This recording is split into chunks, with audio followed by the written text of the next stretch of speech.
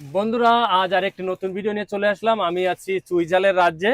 এটা বাংলাদেশের খুলনা জেলার বটিয়াঘাটা উপজেলার আন্ধারিয়া গ্রামে আমাদের নারী উদ্যোক্তা, যিনি বাংলাদেশের মধ্যে এখন নক্ষত্র বলা যায়, যার হাতের জাদুতে খুলনা জেলার মানুষ এই সুস্বাদু চুইঝাল পাচ্ছে, সেই দিদির সাথে আপনাদের পরিচয় করিয়ে দেব এবং তিনি এই চুইঝালের পিছনে কি কি করেছেন সে বিষয়ে আপনাদের জানাবো। তো আমার ইউটিউব এবং ফেসবুক পরিবারের সবাইকে অনেক অনেক প্রীতি শুভেচ্ছা এবং ভালোবাসা। ভিডিওটা স্কিপ না করে সবাই শেষ পর্যন্ত দেখবেন। দিদি ভালো আছেন? হ্যাঁ ভালো দাদা, ভালো আছে। হ্যাঁ, আপনার নাম? আমার নাম মেনকা মল্লিক। যেটা বাংলাদেশে এখন সবাই জানে চুই মেনকা নামে পরিচিত, যার হাতের জাদুতে সবাই এখন মুগ্ধ, সেই দিদির কাছে আসলাম। দিদি, আপনার ঠিকানা আমি যেটা বলেছি সেটাই তো? আন্ধারিয়া? হ্যাঁ, আন্ধারিয়া, ভটিয়াঘাটার আন্ধারিয়া। তো আমরা দেখছি এখানে যে চুইঝাল, আপনি এখানে কি কি ব্যবহার করেছেন গুলায়? এখানে গোবর ব্যবহার করেছি, আপনার কচুরি পানা দিয়ে। আচ্ছা, কচুরি পানা আপনার পুকুরি দেখলাম। আচ্ছা, এটা পুকুরি কেন রাখছেন? এটা কি বাইরে কোথাও আমাদের বাইরে পাওয়া যায় না? এখানে কি লবণ নদীতে আইছিল। হ্যাঁ, তার মানে ওটাও আপনি এক প্রকার এই চুইঝালের জন্য চাষ করেছেন? হ্যাঁ হ্যাঁ, চুইঝালের জন্য। তো আপনি এই যে সুন্দর একটা মাদা তৈরি করে চাষ করেন শুনেছি, এটা কিভাবে তৈরি করে লাগান যারা নতুন চাষী, তাদের জন্য আমরা এখন দেখব যে আপনি কি করে এত জাদু দিয়ে এত সুন্দর চুইঝাল তৈরি করেন, তার জন্য কিভাবে কাটিং নেন বা কিভাবে লাগান একটু দেখান সবাইকে। তো বন্ধুরা দেখেন, দিদি কিভাবে নতুন চারা তৈরি না করে সরাসরি চুই গাছ থেকে নতুন চুই তৈরি করেন। হ্যাঁ, এই যে অংশ দেখলে অনেক শিকড় দেখা যাচ্ছে, এরকম একটা অংশ আমি এইখান থেকে নেব। এখান থেকে নেবেন, এইটা থেকে নতুন গাছ হয়ে যাবে, নতুন ঝাড় হবে। এটা থেকে একটা ঝাড় হয়ে যাবে। তাহলে দেখান দেখি কিভাবে লাগান। তো বন্ধুরা দেখেন, আচ্ছা আপনি এই চুইঝাল নিয়ে কত বছর কাজ করছেন? 2007 সাল থেকে আমি 2007 সাল থেকে এখন 2025 সাল। হ্যাঁ। তো এই যে চাষে আপনাকে উদ্যোক্তা হিসেবে মানে প্রথমে কে অনুপ্রেরণা জানিয়েছিল যে আপনি চুইঝাল চাষ করেন, এরকম কারো কথা কি আপনার মনে পড়ে? না, আমি তো এই ডুমুরিয়াতে বেড়াতে গেছিলাম, আমার বোনের বাড়ি। হ্যাঁ, আমার ওই দাদাই লাগায়। ও, দাদাই লাগায়। আচ্ছা, এখানে এটা কি নিছেন? এটা হচ্ছে গোবর সার। গোবর সার। আর এইটা হচ্ছে এই মাদা তৈরি করেছেন? মাদা তৈরি। এটা কি আর গর্ত করবেন? না, এটা আর গর্ত করব না, এখন ওই সারটা দিব। ও আচ্ছা, দেন, কিভাবে দেন?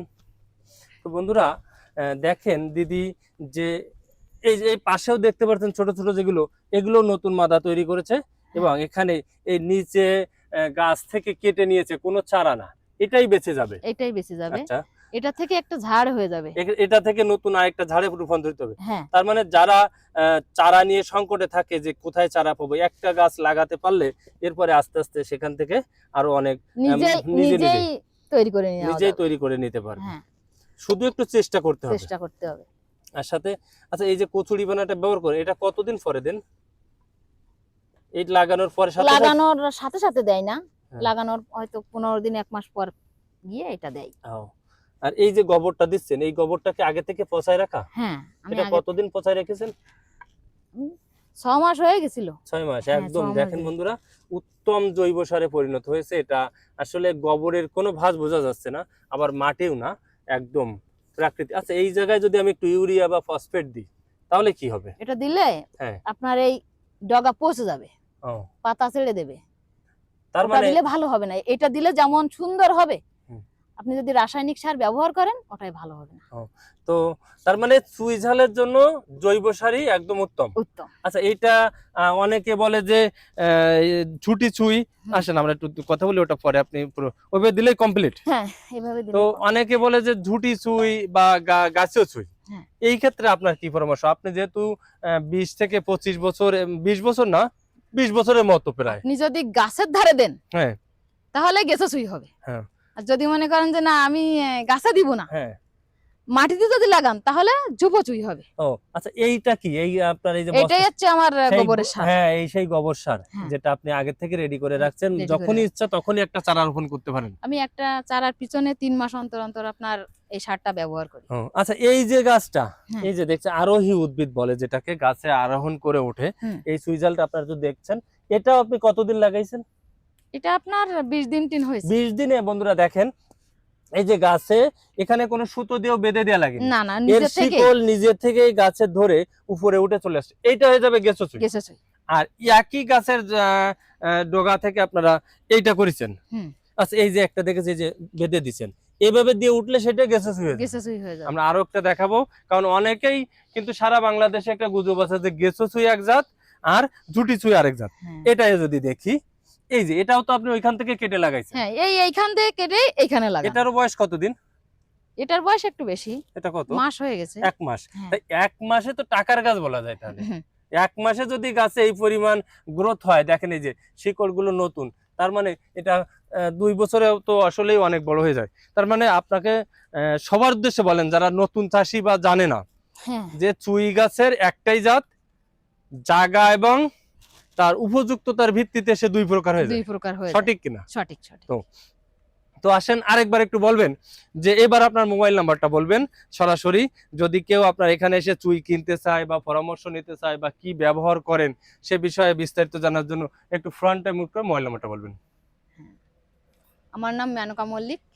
আমার ফোন নাম্বার হচ্ছে 018475908 হয়তো কেউ ফোন দেবেন না, যে দিদি অনেক খুব ব্যস্ত মানুষ, তার সাংসারিক অনেক কাজ আছে, তার ভিতরেও এত যত্ন করে লালন পালন করে এই চুইঝালগুলো তৈরি করেছেন। তো দিদি আপনি যে এই যে চুইঝাল গাছগুলো করেছেন, হ্যাঁ। এটা কতদিন পরে বিক্রি করার জন্য উপযুক্ত মনে করেন?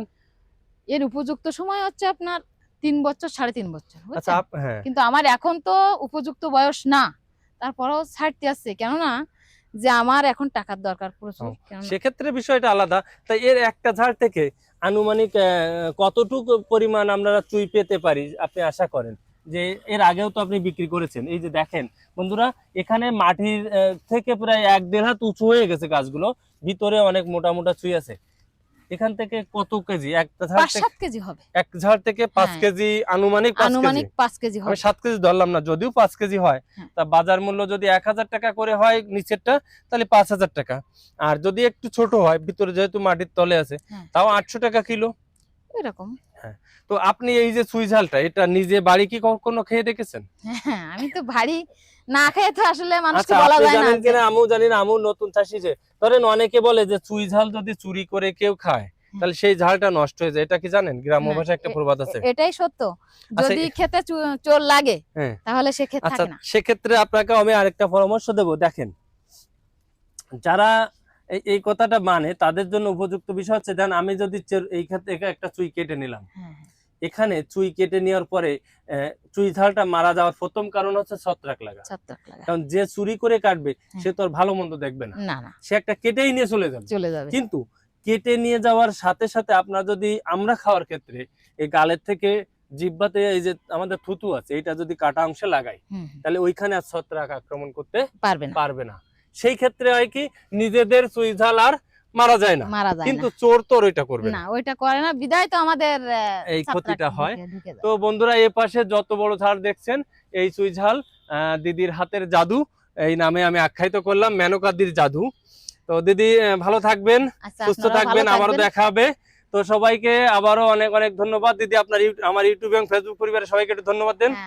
আপনাদের সবাইকে ধন্যবাদ। আপনারা সবাই আসবেন, ভালো থাকবেন, আর চুই ঝালের চাষটা অবশ্যই করবেন। ভালো লাগলে সবাই ভিডিওটা একটু সাবস্ক্রাইব করবেন।